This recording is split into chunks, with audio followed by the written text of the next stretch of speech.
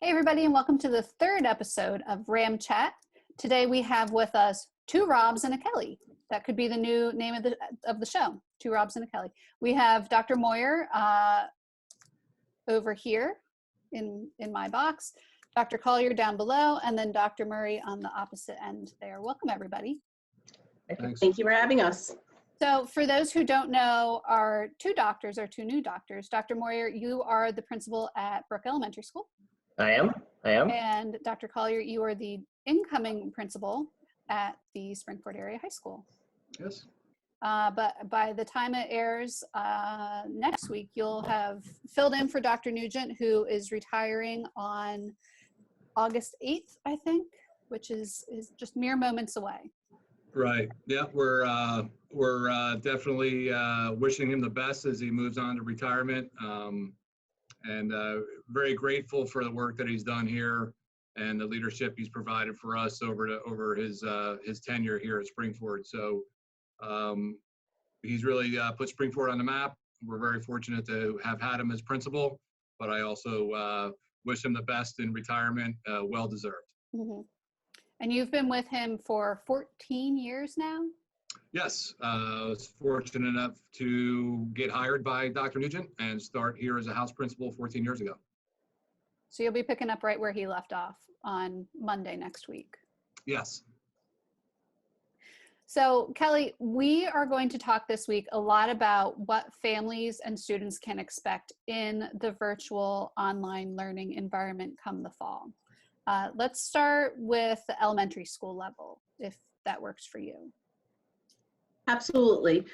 So one of the things that we worked hard with the elementary level is to make sure that we are balancing opportunities for students to engage via synchronous live instruction using either the Zoom platform or Microsoft Teams. So we have schedules set up for every grade level, and keeping in mind that now that we know that this is how we will be opening, our principals are working very hard at basically actualizing that schedule. They're working through the details within the building and bringing those schedules to fruition so that they are operational in just a few weeks. So you may see some tweaks to the schedules that have been shared, but the same general principle will exist for each of the buildings. But again, that information will come directly from the buildings and from the students' teachers. But essentially within each elementary student schedule, daily schedule, they would start their day off with a morning meeting. The morning meeting is an opportunity for students to engage with one another, to engage with the teacher, participate in some social emotional learning activities, and overall just builds that classroom community.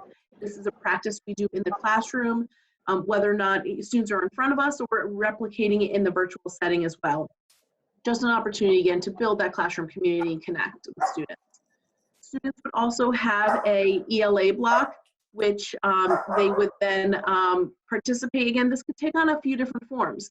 In some forms, students may have small group instruction with their teachers, and in some instances, they may have whole group instruction with their teachers, depending on the student needs.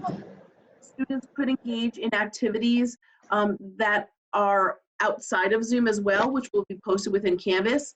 These activities could be, for example, interactive phonics and English language arts activities using a platform called Seesaw.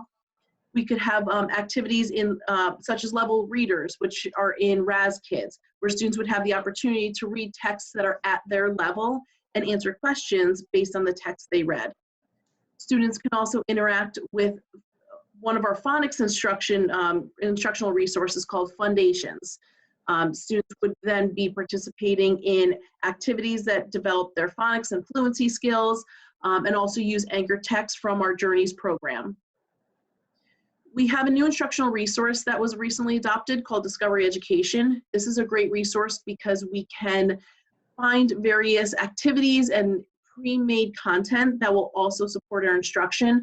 So you could also see your students participating in literature-based activities that are based on a specific text. There may also be opportunities for students to interact with interactive math games using a resource called ST Math, or other learning games that are part of something called ABC Yeah, where students can practice and participate the skills that they've learned during live instruction and really reinforce those skills. So we have a myriad of different types of resources that we will use to support instruction as students are working through both synchronous and asynchronous instruction at the elementary level. Students will have both the math and English language arts time every day, as well as specials every day. They would wrap their day up with a checkout time, and this is just time for them to, once again, reconnect with their teacher, reconnect with their peers, build that classroom community again, but it also gives the opportunity for the teachers to have that stopgap at the end of the day so they can check in to see how their day went. Maybe adjust instruction for the following day based on how it went for the students. So a lot of exciting things that will occur within this environment, and we hope that we are bringing both the asynchronous and the synchronous pieces, which will help support student learning in this environment. So a lot of those resources you just mentioned, we've heard of before, ST Math and Gigi the Penguin.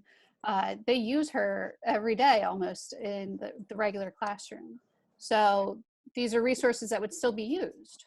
Absolutely. What we're trying to do is recreate the learning environment that occurs in the classroom on a regular basis, recreate that in the virtual space as best as possible. We know there's limitations to that. We want to be able to get, obviously, our kiddos in front of us as soon as possible, but we are trying to recreate that as best as possible using technology to the maximum capacity so that we increase student engagement with the concepts and the activities. Kelly, when we talk about what the school day is going to look like and we use these resources, it does not sound like kids will be in front of a computer all day long. Is that what I'm hearing? That's exactly what we're saying. What we're trying to do is balance that piece, because we also understand that there are risks when students are in front of a screen all of the time. So we're trying to balance that with unplugged activities. So one of the things that our building administration is working on is a supply distribution process where we can deploy materials that our students would typically have, such as our math journals. Those resources that we didn't have access to in the spring, we're looking at deploying those in the beginning of the year so that we can balance both connected activities via Zoom or via Canvas, with also disconnected activities where students can physically handwrite some of their some of their lessons and instruction, so that it does create that balance. You will also see that the opportunities for students to be on a screen is interwoven with opportunities for students to be disconnected. So I mentioned the English language arts lesson or time block earlier. Students may engage in a 20 to 30 minute mini lesson with their teacher, but then move off of Canvas or move off of Zoom and do some work on Canvas or do some unplugged activities before then moving into their math block, which would once again then be via Zoom. So it's really alternating some of the connection piece and some of the disconnected piece from technology. And Rob Moyer, hearing that described, how similar is this process to what you see in your classrooms at the elementary level? Well, I mean, there's obvious differences because it's virtual, but everything we're describing is really what you would see in a classroom, just virtually. So, you know, in a typical day in a classroom, if you were to walk in, you have multiple different groups of students doing different things somewhat simultaneously. Sometimes I'll walk into a room and you will have the whole group learning together at the same time in the same way. But more often than not, you'll walk into an elementary classroom and there's 3 students sitting on the floor over here doing an activity. 5 students are at their desks doing something independently. There's a group with the teacher. There might be several students on an iPad doing ST Math or something along those lines. So that kind of collection of different activities simultaneous is really our bread and butter at school. So moving it virtually presents some challenges, but it's still our bread and butter. So it's just how do we do that in a different space without having the students physically in front of us. So those are the things we're working through right now. And one of the questions we received, and I'll stick with the elementary level here, is in the spring, in the 4th quarter, elementary students received an NA on their report card. Will grading going into the fall and the first marking period be different than it was in the spring? So that's a great question. And I mean, the simple answer is it will be different. We're not going to give students NAs in the fall semester. You know, we've had an opportunity now to develop our programming a little bit different. It's a little bit more consistent. And And so what parents can expect is that students will have an expectation of participating virtually and participating with some of those offline activities, handing in work to their teachers. Our teachers will have the ability to provide feedback. Feedback will still be our driving force, especially at the elementary level. Feedback is what allows students to grow, which is what we really want. So feedback will be a big part of this, but we feel pretty confident that teachers will be able to generate enough information about students to be able to assess them using the proficiency levels on our current report card. So yes, our grading system will be intact again starting in the fall. And from your level, all of the elementary principals have been meeting pretty regularly to talk about what school will be like for elementary families online. What do you get out of these meetings with your elementary peers? Well, you can always look for a silver lining in every situation. One of the huge silver linings for us is the amount of connection between buildings now is much larger, because we are afforded the opportunity to talk through what we do, what each building looks like, what they do differently. So what we get, I mean, we're literally on the computer, on the phone, text messages, at times almost 24 hours a day, talking to each other about, well, what about this, or did you think of that, or I was thinking about this, we should maybe talk about that. It definitely gives us the chance to try to create some connectiveness between our buildings, and it supports our work with our buildings. It supports us as administrators too. So I've been appreciative of that piece personally. For Brook Elementary School, which is your building, what Yes. are you going to do as an example to adopt some of your school procedures and roll them into new home procedures? Yeah, so that's also a great question. And since we're specifically talking about Brook, a shout out to Brook staff, community students. Great to see you. I hope you're having a great summer. Shout out to all of you. So one of the things that we're beginning to think through is this idea that while school is definitely a place, school's also a thing. So how do we get school the thing to happen virtually? So one of the things that we really work on a lot at Brook, and every elementary does this, is school-wide behavior expectations, school-wide learning expectations. At Brook, we have a RAMS chart, so we work through that with every class, K to 4. What does it mean to be a RAMS learner? And we talk through different character traits and learner traits in order to be successful. We're looking to replicate that online here at Brook. We're actually looking to extend it. Some of our RAMS charts are specific to the lunchroom or specific to the bathroom. Obviously, that's not applicable in the fall, but we do feel as a building that how to learn virtually is applicable. So we are already beginning to talk. I've been really lucky. The staff continues to engage me throughout the summer and wants to be part of this process of moving our school online. And we're beginning to talk through what kind of expectations can we provide students virtually. We're hoping to be able to provide, in essence, a virtual RAMS chart to all of our students and families so that students really know what's expected of them, and then parents can also help hold them accountable at home, which is a big part of our process. So that's one of the things we're looking as we move virtually. And I can't say enough that morning meeting and check-in at the end of the day is going to be really huge for all students, definitely at our elementary level, because it's going to give us that connective point. It's going to give us an opportunity for teachers to talk to students about, how their day's going, expectations, how they're doing, how they are as a learner. It is a huge component of support for all of our students. So I know collectively as elementary principals, we felt very strongly that need to be a big portion of our scheduling. So I'm thankful for that. And speaking of scheduling, Dr. Collier, one of the questions we have for secondary, which is kind of specific, but a really interesting question, is how might a science lab be accomplished in the virtual environment?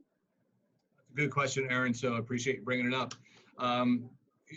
Looking at the environment that we're going to be in the fall, it does present a little bit differently than the environment we were in the spring, in that we will be following our period by period schedule.